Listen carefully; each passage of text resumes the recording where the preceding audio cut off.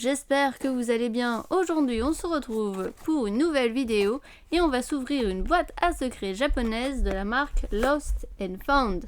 Donc c'est une boîte de niveau de difficulté 4.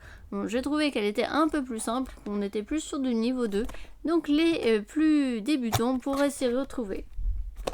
Mais avant de vous donner la solution, vous allez me demander, mais qu'est-ce qu'une boîte à secrets japonaise?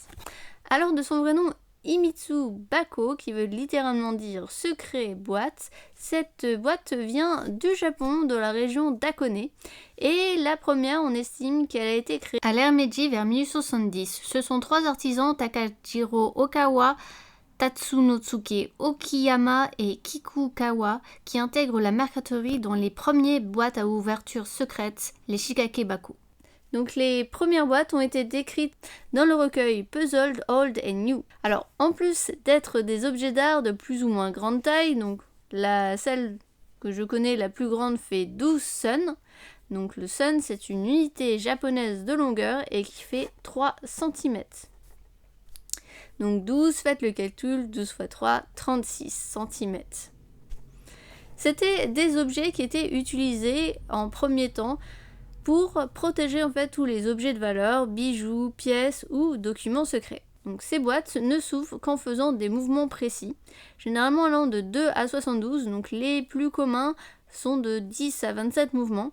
On peut aller même jusqu'à 125, voire 324. Et 1536. Ça c'est le record de steps. Donc, c'est ce qu'on nomme pour ces boîtes, c'est des steps.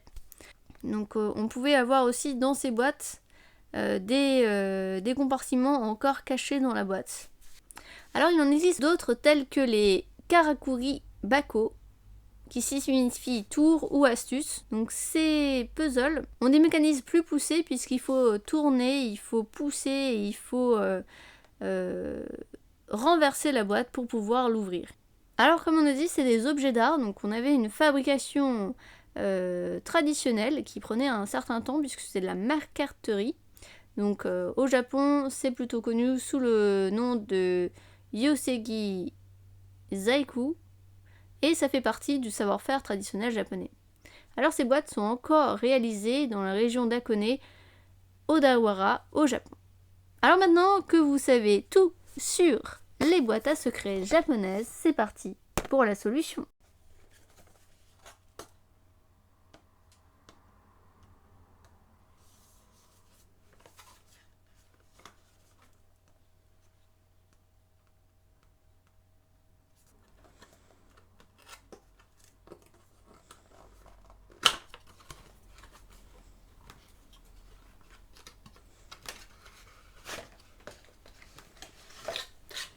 Donc on commence par savoir dans quel sens on travaille. Donc là, vous regardez, le panneau peut glisser d'un côté, mais celui du milieu, il est coincé, et de l'autre côté, en fait, on pouvait bouger celui du milieu. Donc on va commencer par celui du milieu. On va commencer par ce côté-là, là où celui du milieu peut être glissé aussi.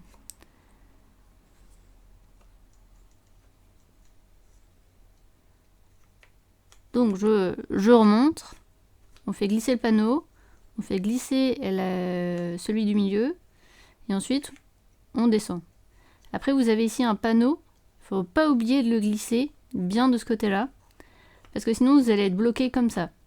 Donc si vous n'avez pas glissé le panneau, vous ne pouvez pas aller assez loin. Donc la languette peut quand même bouger, mais pas assez loin, donc du coup vous vous retrouvez bloqué. Donc je remonte, on fait glisser le panneau, voilà, comme ça.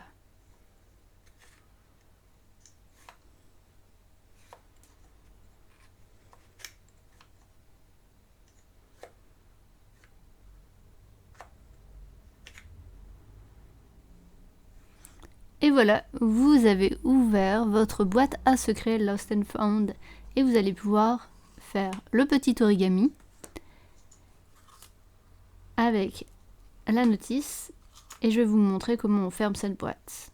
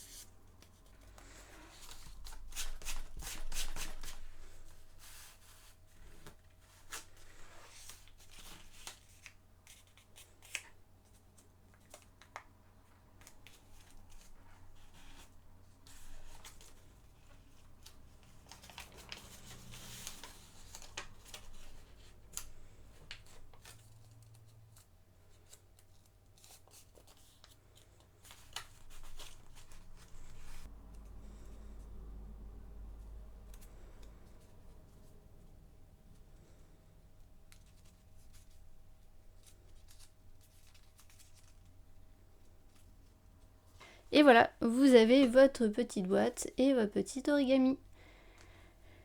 J'espère, Leonardo, que cette vidéo vous a été utile. N'hésitez pas à laisser un petit like. Bisous, à bientôt.